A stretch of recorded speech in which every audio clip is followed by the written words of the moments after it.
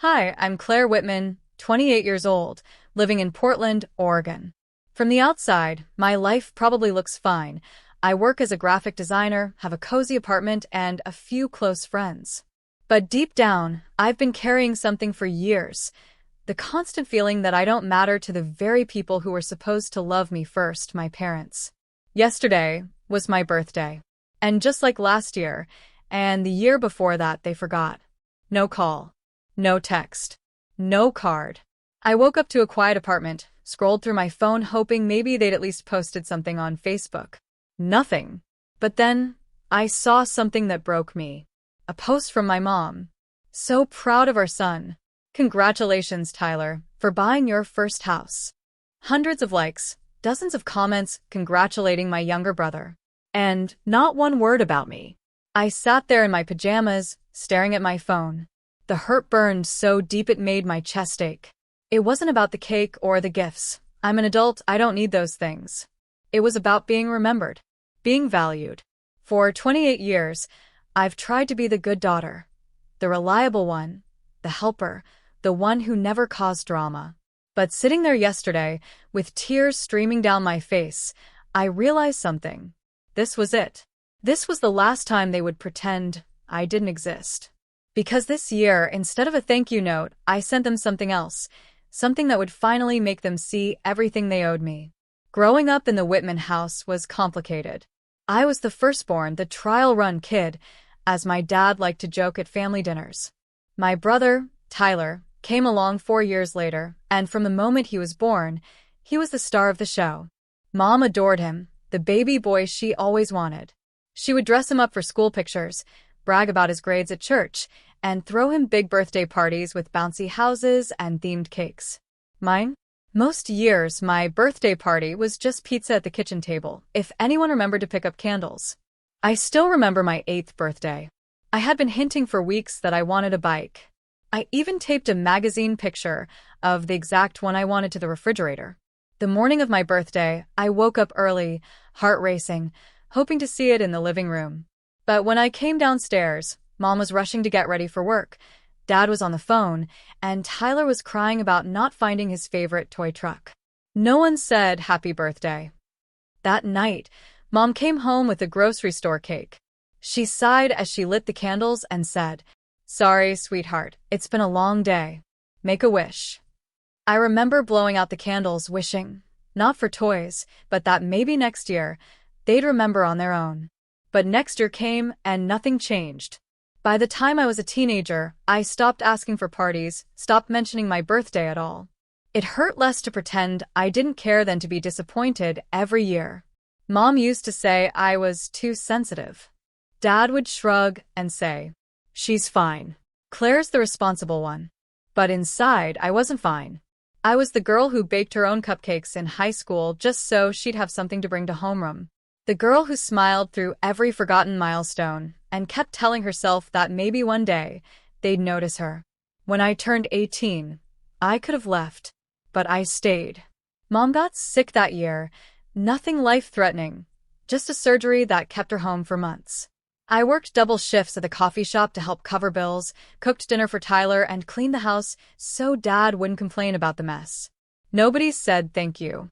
Nobody even noticed. Through college, it was the same story. I got a scholarship, but still picked up a part-time job so I wouldn't burden my parents. I stayed home most weekends instead of going out with friends, just in case they needed me. I told myself this was what good daughters did.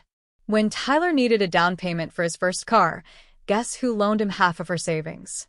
Me. When Dad forgot to pay the electric bill, guess whose graduation money went to keep the lights on? Mine. I thought, maybe if I kept giving, they would finally see me. But birthdays came and went, year after year, with nothing more than a casual, "Oh, it's today?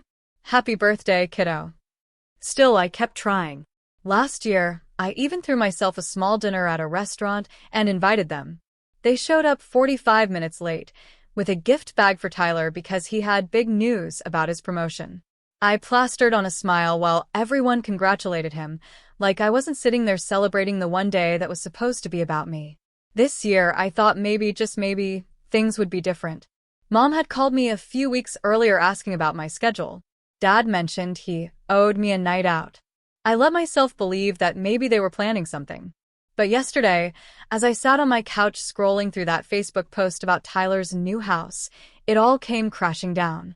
I felt this deep, burning anger rise in my chest, the kind that comes after years of swallowing disappointment. For the first time in my life, I didn't cry quietly and move on.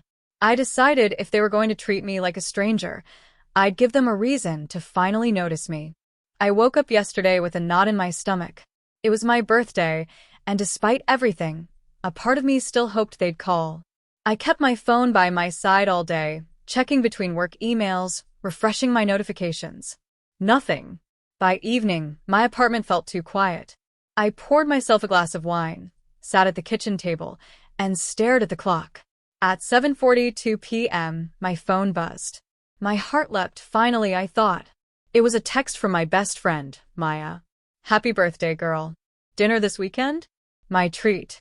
And that's when it hit me. The only person who remembered was someone who didn't owe me anything. I opened Facebook again, almost masochistically, and there it was, another post from Mom about Tyler. This time, she had uploaded photos of his housewarming party from last night.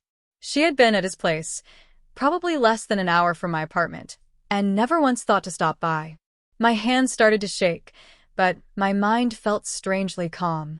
I grabbed my laptop, opened a blank document, and started typing. An invoice. Line item 1. Babysitting Tyler every weekend in high school so Mom and Dad could go out. Line item 2. Loaning Tyler $3,000 for his first car.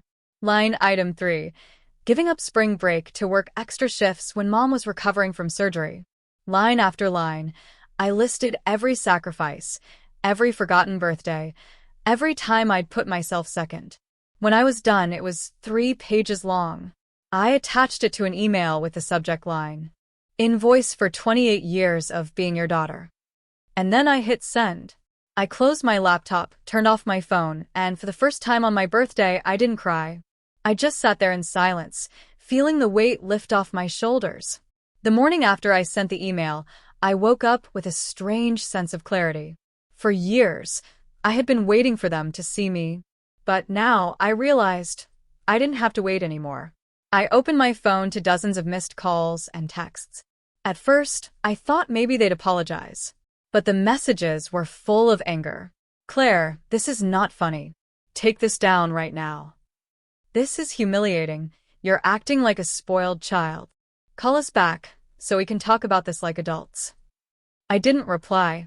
Instead, I made coffee, opened my laptop, and started planning. I had been thinking about moving out of Portland for months, but always stopped myself because it felt selfish to leave them behind. Now, I realized staying had only kept me trapped in a cycle of disappointment. Within a week, I listed half my furniture online, broke my lease, and accepted a remote design job I'd been offered months ago in Seattle. The day I packed in my car, I didn't tell them I was leaving. No dramatic goodbye. No note. When I arrived in Seattle, I found a tiny apartment with peeling paint and a leaky faucet, but it was mine. For the first time, every corner of a home felt like it belonged to me. I spent the first night sitting on the floor eating takeout and watching the city lights through my window. It was quiet, but not the suffocating, lonely kind of quiet I'd known on my birthdays. This was peaceful. Slowly, I started building a new life. I found a favorite coffee shop where the barista learned my name by the third visit. I joined a book club, started taking weekend hikes with a local group, and even baked myself a birthday cake 2 weeks later, just because I wanted to. Each day, I felt lighter. I stopped checking my phone waiting for their approval. I stopped apologizing for existing. And somewhere in the middle of all of this, I realized I wasn't just rebuilding a life. I was rebuilding myself. It didn't take long for my parents to notice that I was gone. 2 weeks after I moved, Mom left me a voicemail, her voice shaky. Claire, your father isn't feeling well. He's been so stressed since your email. Please, just call us back. For a moment, guilt pricked at me. But then I remembered all the years I sat home alone on my birthday while they celebrated Tyler's milestones. A few days later, my brother texted me. Look, they're old. You know how they are. Just let it go. That used to work on me, those 4 words. Just let it go. But not anymore. When I didn't reply, the narrative started shifting. Mom posted on Facebook about how heartbreaking it was that I had cut them off after everything we did for her. Relatives I barely spoke to messaged me, asking what happened and why I was being so cruel. I didn't defend myself. I didn't explain. I realized explaining was just another way of asking for permission to feel hurt. So instead, I sent one final message to the family group chat. I am not punishing you. I am protecting myself. If you are ever ready to have a real conversation about how I was treated, I'll be here. But I will not come back just to be hurt again. Then I muted the chat. That night, I felt a quiet strength settle in my chest. For the first time, I wasn't reacting out of anger or sadness. I was choosing peace, and that choice felt powerful. 6 months later, my life looks completely different. My little apartment is now filled with plants, books, and laughter. I've made friends who remember my birthday without me having to drop hints. Last week, they threw me a surprise party, complete with a homemade cake and a crown that said Birthday Queen. I stood there in that tiny living room, surrounded by people who chose to be there, and something inside me clicked. For years, I had been begging my parents to see me, to love me in a way they never learned how to. But now, I didn't need them to. I still think about them sometimes. I still wonder if one day they'll call me, not to guilt me or lecture me, but just to say, "Happy birthday, Claire. We love you." But whether that day comes or not, I know I'll be okay. Because I finally learned that family isn't proven by blood, it's proven by love.